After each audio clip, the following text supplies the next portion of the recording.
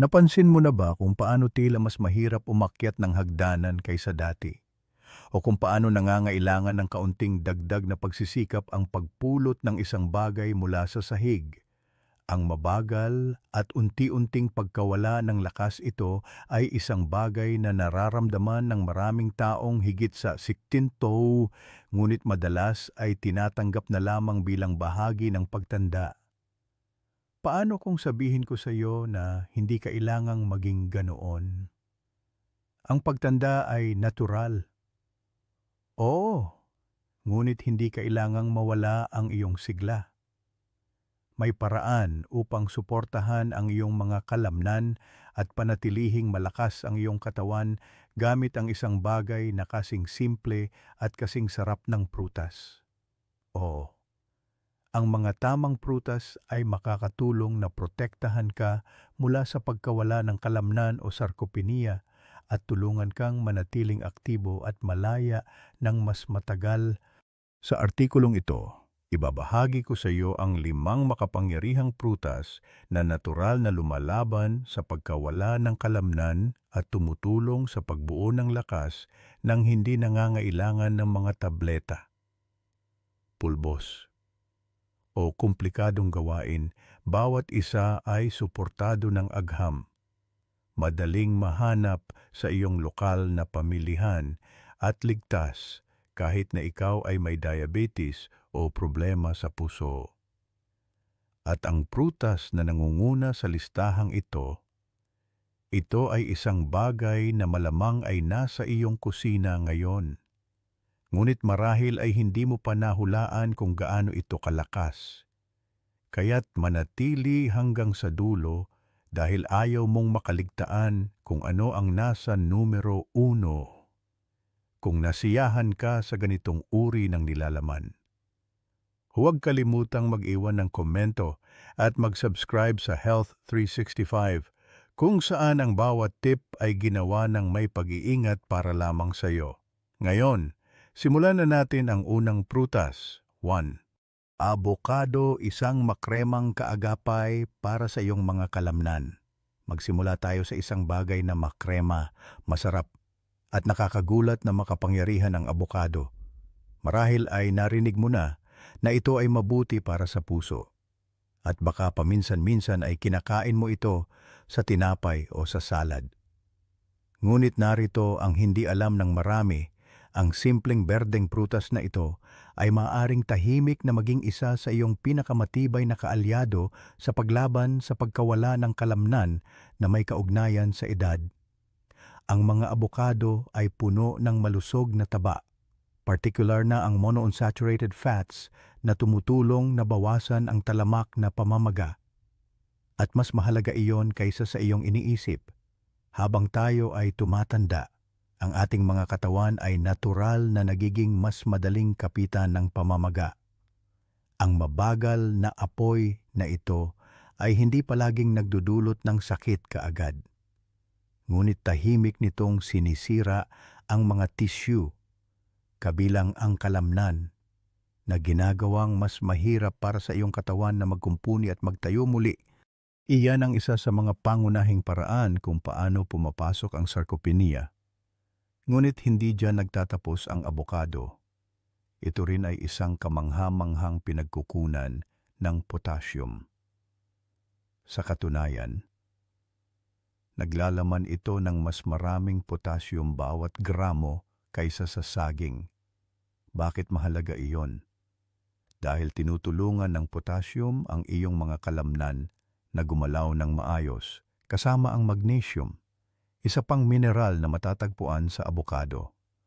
Ang tambalang ito ay gumagana upang maiwasan ang pulikat, suportahan ang matatag na paggana ng kalamnan, at kahit na ayusin ang tibok ng iyong puso, at kapag ang iyong mga kalamnan ay gumagana ng maayos, ikaw ay mas matatag, mas masigla, at mas hindi madaling madapa.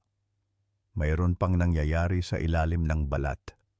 Ang mga abokado ay mayaman sa vitamina E, isang makapangyarihang antioxidant na tumutulong na protektahan ang mga selula ng kalamnan mula sa oxidative stress. isang magarbong paraan ng pagsasabi ng pagkasira at pagkatapos ay merong fiber. Ang isang katamtamang abokado ay naglalaman ng humigit kumulang 10 gramo ng fiber na hindi lamang nagpapanatili ng regular na panunaw kundi tumutulong din sa pag-regulate ng asukal sa dugo, mahalaga para sa sinumang namamahala ng diabetes o sinusubukang iwasan ang mga pagtaas ng asukal na nakakaubos ng enerhiya. Ipinakita ng isang pag-aaral mula sa American Journal of Clinical Nutrition na ang mga matatanda na kumonsumo ng mas maraming monounsaturated fats, tulad ng mga nasa abokado, ay may mas mahusay na kadaliang kumilos at mas mababang panganib ng kahinaan. Natuklasan ng isa pang kawili-wiling pananaliksik na ang lutein, isang carotenoid na matatagpuan sa mga abokado, ay nauugnay sa mas mahusay na lakas ng kalamnan at pisikal na paggana sa mga tumatandang matatanda. Nangangahulugan ito na hindi lang tinutulungan ng abokado na manatiling buo ang iyong mga kalamnan. Tinutulungan din nitong gumalaw ng mas mahusay ang mga ito. Naaalala ko si Aling Clara, isang masayahing 72 taong gulang na may mainit na tawa at isang uri ng determinasyon na nakakahawa. Minsan niyang sinabi sa akin na halos gabi-gabi siyang nakakaranas ng pulikat sa binti. Iminungkahi ng kanyang anak na magdagdag ng kaunting abokado sa kanyang mga pagkain. Kalahating prutas lang sa isang araw. Pagkatapos ng ilang linggo, napansin niya na natutulog na siya ng mahimbing sa gabi. At ang kanyang mga paglalakad sa umaga ay hindi na gaanong nakakapagod. Ngayon, ito na ang kanyang pang-araw-araw na ritual, isang hiwa ng abokado sa tinapay. Kung minsan ay may kaunting linga at isang patak ng limon. Ang kagandahan ng abokado ay ang versatility nito. Maaari mo itong kainin na dinurog, hiniwa o hinalo. Subukang ihalo ito sa isang smoothie na may spinach at almond milk para sa isang almusal na palakaibigan sa kalamnan. O panatilihing simple ipares ito sa mga itlog sa umaga o ilagay sa ibabaw ng salad. Mayroon ding gumagawa ng makremang avocado chocolate pudding. O, ang dessert ay maaaring maging malusog. At huwag mag-alala kung binabantayan mo ang iyong asukal o namamahala ng presyo ng dugo. Ang mga abokado ay may zero cholesterol, halos walang asukal, at maraming mabuting taba. Tinutulungan kanilang mabusog ng walang crash, na ginagawa itong isang perpektong merienda para sa sinumang gustong manatiling aktibo nang hindi umaasa sa mga naprosesong energy bar o matatamis na inumin. Do Tart Cherry Natural na lunas sa pananakit ng kalamnan.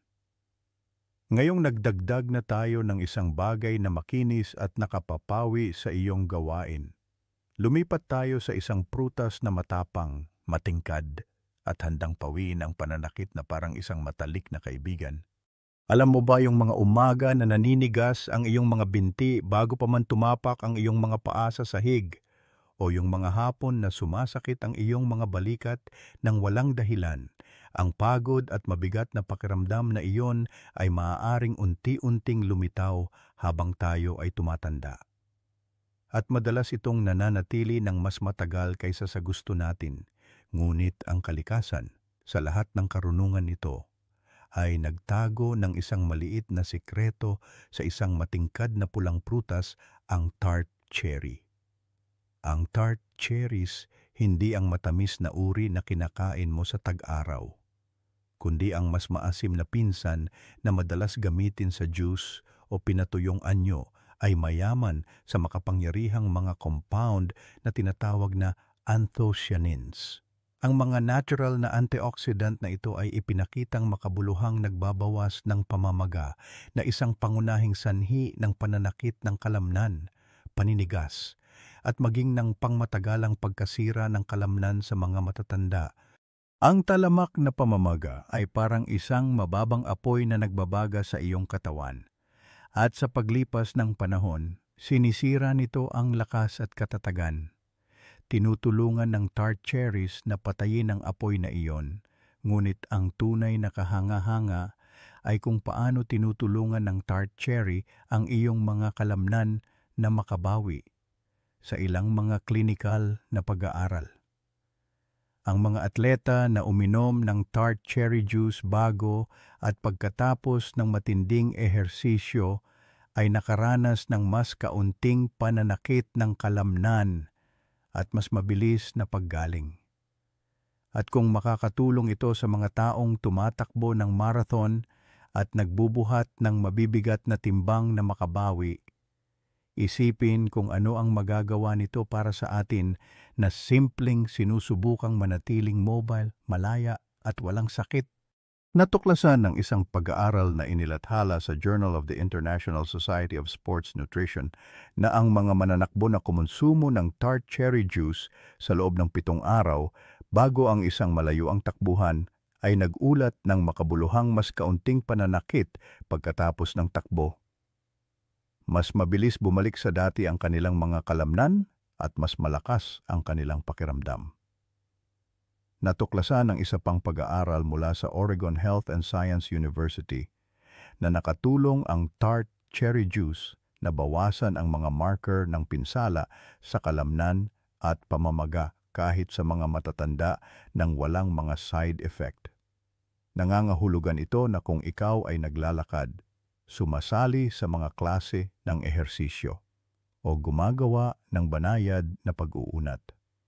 Ang tart cherry ay maaaring maging iyong tahimik na kasama sa pananatiling aktibo, na tumutulong sa iyong mga kalamnan na gumaan ang pakiramdam pagkatapos ng aktibidad at binabawasan ang nananatiling sakit na madalas na humahadlang sa patuloy na paggalaw. Ngunit ang mga benepisyo ay hindi nagtatapos sa mga kalamnan. Ang tart cherries ay naglalaman din ng natural na melatonin, ang hormone na nag-aayos ng pagtulog. Maraming mga senior citizen ang nahihirapan sa makatulog, manatiling tulog o masyadong maagang magising. Ang pag-inom ng isang maliit na baso ng 100% tart cherry juice sa gabi ay ipinakitang hindi lamang nagpapabuti sa tagal ng pagtulog, kundi pati na rin sa kalidad ng pagtulog. At tulad ng maaaring alam mo na, ang pagtulog ay kung kailan nagkukumpuni ang iyong katawan, kasama na ang iyong mga kalamnan. Ang kapitbahay kong si Mang Lito, 68, ay minsang nagreklamo sa akin na tuwing umaga ay parang sinusubukan niyang maglakad na may semento sa kanyang mga binti. Nagsimula siyang uminom ng tart cherry juice pagkatapos ng hapunan at sa loob ng 2 linggo, sinabi niya na gumigising siya na may mas kaunting paninigas at mas maraming enerhiya sa buong araw. Para bang binigyan ko ng pahintulot ang katawan kong maghilom sa gabi. Sabi niya na may ngiti. At narito pa ang isang bagay na magugustuhan mo, ang tart cherry ay palakaibigan sa karamihan ng mga pangangailangan sa pagkain. Ang juice. Kapag ito ay 100% purong at walang asukal, ay mababa sa glycemic scale at maaring ligtas na inumin sa maliliit na halaga ng mga taong namamahala ng asukal sa dugo. Maaari mo ring subukan ang mga kapsula ng tart cherry o pinatuyong tart cherries na iwiwisik sa oatmeal o yogurt kung hindi mo gusto ang juice. Siyempre, laging matalinong makipag-usap sa iyong doktor. Tulad ni Dr. Reyes, isang kathang-isip na pangalan. Kung magdaragdag ka ng anumang bago sa iyong routine, lalo na kung umiinom ka ng mga gamot, ngunit sa pangkalahatan, ang tart cherry ay mahusay na tinatanggap, natural, at ligtas para sa mga matatandang naghahanap na bawasan ang pananakit ng kalamnan at suportahan ang malusog na pagtanda. 3. Pomegranate, isang tulong para sa daloy ng dugo at tibay. Ngayon, pag-usapan natin ang isang prutas na kasing ganda at kasing lakas ang pomegranate. Ang mga parang ruby na buto nito ay maaaring maliliit, ngunit naglalaman ito ng hindi kapani-paniwalang lakas pagdating sa kalusugan at lakas ng kalamnan, lalo na habang tayo ay tumatanda. Kung naghahanap ka ng natural na paraan upang mapalakas ang iyong enerhiya, suportahan ang sirkulasyon, at protektahan ang iyong mga kalamnan mula sa pagkasira, ito na marahil ang iyong bagong paboritong prutas. Ang mga pomegranate ay mayaman sa mga antioxidant, partikular na ang mga polyphenol tulad ng punikalagin na tumutulong na bawasan ang oxidative stress sa katawan. Ang oxidative stress ay isang pangunahing sanhi ng pagkapagod ng kalamnan at pagtanda. Ito ang nagpaparamdam sa iyo ng pagod kahit pagkatapos ng katamtamang aktibidad at nagpapabagal kung gaano kabilis bumalik sa dati ang iyong mga kalamnan pagkatapos gamitin. Sa pamamagitan ng paglaban sa stress na ito, tinutulungan ng mga pomegranate na mapanatili ang integridad ng iyong mga hibla ng kalamnan at pagbutihin kung paano sila gumagana. Ngunit ang talagang nagpapaiba sa pomegranate ay ang epekto nito sa daloy ng dugo. Natural nitong pinapalakas ang produksyon ng nitric oxide na tumutulong na palawakin ang iyong mga daluyan ng dugo at pagbutihin ang sirkulasyon. Bakit mahalaga iyon para sa mga kalamnan? Dahil kung mas mahusay ang iyong sirkulasyon, mas maraming oxygen at sustansya ang naihahatid sa iyong tissue ng kalamnan. Nangangahulugan iyon na mas mahusay ang pagganap ng iyong mga kalamnan sa panahon ng aktibidad at mas mabilis na gumaling pagkatapos. Ito ay lalong mahalaga para sa mga matatanda na ang circulation ay may tendensyang humina habang tumatanda. Natuklasan ng isang pag-aaral na inilathala sa Journal of Nutrition na ang mga matatandang kumonsumo ng pomegranate extract bago ang pisikal na aktibidad ay nakaranas ng mas mahusay na tibay at mas kaunting pagkapagod. Ipinakita ng isa pang trial na pananaliksik na nakatulong ang pomegranate na bawasan ang pananakit ng kalamnan at pagbutihin ang mga oras ng paggaling, mga benepisyo na kapansin-pansin kahit sa mga hindi masiglang nag-ehersisyo. Napakalaking balita iyon para sa sino mang sumusubok lamang na makasabay sa pang-araw-araw na paglalakad o magaan na gawain sa bahay. At kung sakaling nahirapan ka sa paninigas o paninikip pagkatapos maging hindi aktibo, narito ang magandang balita, ang mga anti-inflammatory properties ng pomegranate ay makakatulong na pagaanin ang mga pakiramdam na iyon.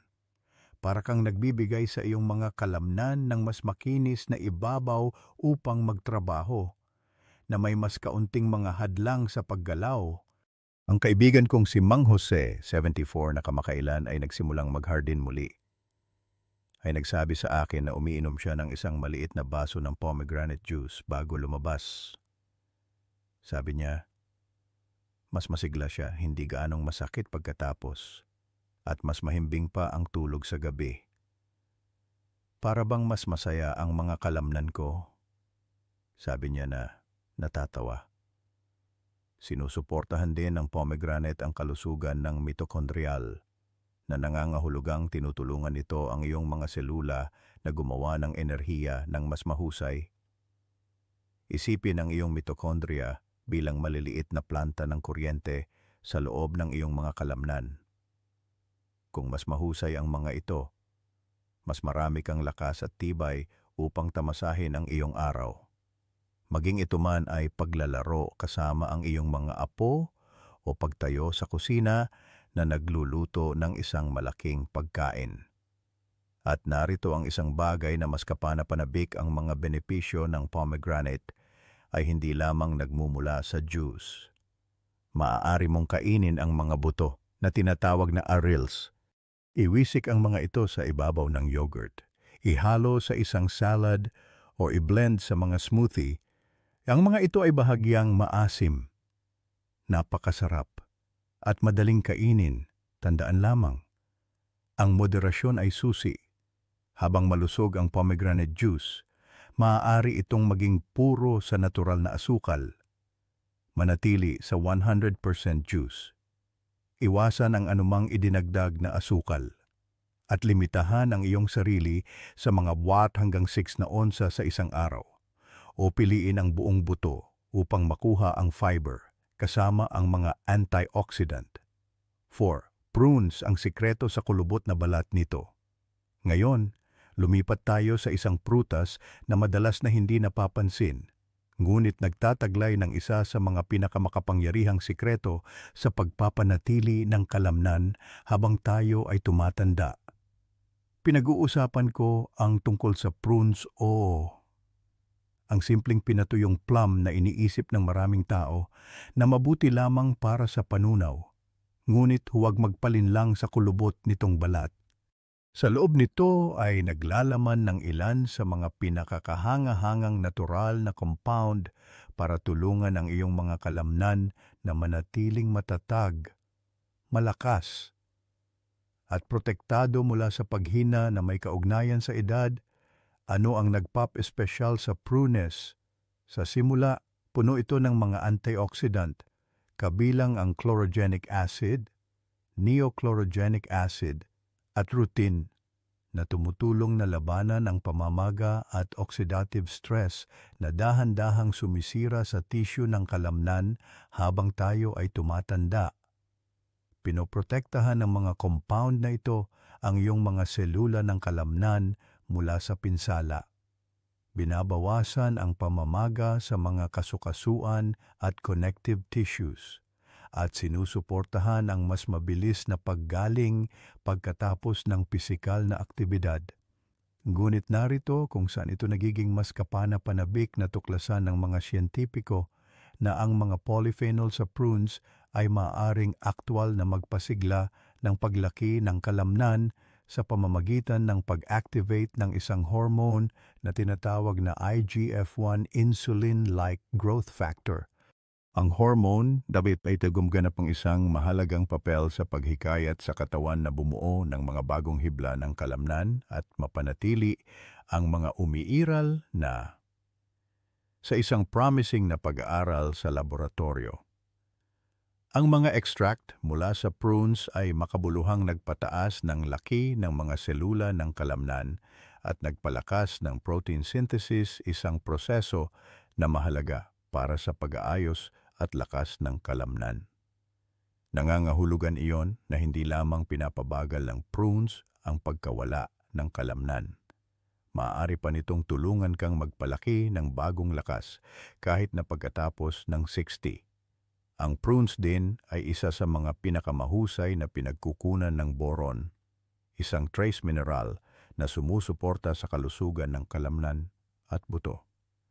Tinutulungan ng boron ang iyong katawan na gamitin ang calcium, magnesium, at vitamina D ng mas epektibo. Lahat ay mahahalagang manlalaro sa pagpapanatili ng malakas na kalamnan at buto. Ito ay lalong mahalaga para sa mga matatanda na nasa panganib para sa parehong sarcopenia at osteoporosis. At huwag nating kalimutan ang sikat nitong nilalaman na fiber. Ang prunes ay puno ng soluble fiber na hindi lamang sumusuporta sa isang malusog na sistema ng panunaw, kundi tumutulong din sa pag-regulate ng asukal sa dugo at kolesterol. Ang balanseng asukal sa dugo ay nangangahulugang mas matatag na enerhiya sa buong araw, at iyon ay gumagawa ng pagkakaiba kapag sinusubukan mong manatiling aktibo o kumpletuhin ang iyong pang-araw-araw na gawain ng walang pagod. Ang aking tiyahin na si Tita Elena, 76, ay nag-aalinlangan nang iminungkahi ko na magdagdag ng prunes sa kanyang pang-araw-araw na routine. Tumawa siya at sinabing, "Hindi ba't para lang iyan sa mga taong may mabagal na bituka?" Ngunit pagkatapos ng isang buwan ng pagkain ng 5 prunes araw-araw kasama ang kanyang almusal, tumawag siya upang sabihin sa akin na hindi na siya gaanong nananakit pagkatapos ng kanyang mga paglalakad sa umaga. para akong naglagay ng langis sa mga bisagra. Sabi niya, ngayon, meron siyang isang garapon sa kanyang counter at nanunumpa dito. Ang prunes ay napakadaling kainin. Maaari mo itong kainin diretso mula sa bag, i-chop sa oatmeal, ihalo sa mga smoothie, o kahit i-blend kasama ng mga mani para sa isang simpleng energy ball. Natural itong matamis, kaya parang isang treat ng hindi nagpapataas ng iyong asukal sa dugo. Sa katunayan, ang prunes ay may mababang glycemic index at sa pangkalahatan ay ligtas para sa mga taong may diabetes kapag kinakain ng may moderation. 5. Mansanas, ang sikreto sa balat nito para sa pagbuo ng kalamnan. Nasa tuktok ng aming listahan ang isa sa mga pinakapamilyar na prutas sa lahat, ang mansanas. Marahil ay narinig mo na ang lumang kasabihan, "An apple a day keeps the doctor away." Ngunit paano kung sabihin ko sa iyo na ang mansanas ay maaari ring makatulong na ilayo ang pagkawala ng kalamnan? Sa likod ng malutong na kagat na iyon ay isang nakakagulat na makapangyarihang kombinasyon ng mga sustansya na higit pa sa pagbibigay kasiyahan sa iyong matamis na panlasa, maaari talaga nilang suportahan ang lakas ng kalamnan, tibay, at pangkalahatang sigla habang tayo ay tumatanda. Ano ang nagpap-espesyal sa mansanas para sa kalusugan ng kalamnan? Ang sagot ay nasa isang compound na matatagpuan sa balat nito na tinatawag na ursolic acid. Ang natural na plant compound na napiwistom at masusing pinag-aralan sa mga nakaraang taon. At natuklasan ng mga siyentipiko ang isang bagay na kapansin-pansin, maaaring pasiglahin ng ursolic acid ang paglaki ng kalamnan at bawasan ang pagkasira ng tissue ng kalamnan. Ipinakita ng isang pag-aaral sa hayop na inilathala sa cell metabolism na ang mga daga na binigyan ng ursolic acid ay nagkaroon ng mas maraming kalamnan at nakaranas ng mas kaunting pagkasira ng kalamnan. Kahit na sa ilalim ng mga kondisyon na karaniwang nagdudulot ng pagkawala ng kalamnan, siyempre, hindi tayo mga daga. Ngunit ang mga unang pag-aaral sa tao ay nagpapakita ng pangako. Tila pinapataas ng ursolic acid ang IGF-1, ang parehong hormone na napag-usapan natin kanina sa prunes, na tumutulong sa mga kalamnan na lumaki at magkumpuni.